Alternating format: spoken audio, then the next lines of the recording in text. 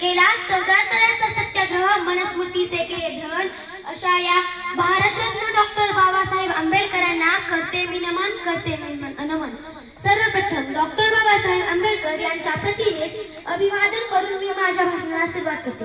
भारतीय राज्यघटनेचे शिल्पकार, स्वतंत्र भारताचे पहिले कायदा मंत्री तसेच दलितांचे कैवारी भारतरत्न डॉक्टर बाबासाहेब आंबेडकर यांचा स्मृतिदिन 6 डिसेंबर हा दिवस महापरिनिर्वाण दिन म्हणून आयोजित केला जातो.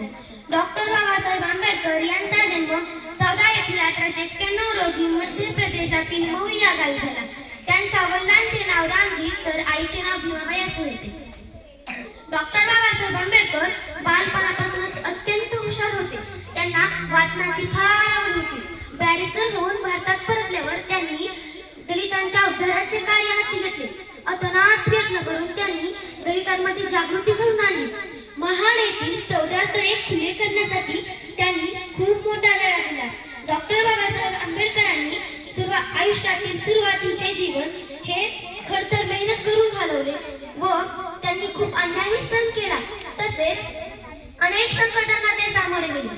त्याच बाबासाहेबांनी या देशातच एक पुस्तक लिहिले आहे की त्याच पुस्तकावर आज आता या क्षणी आपला भारत देश चालत आहे.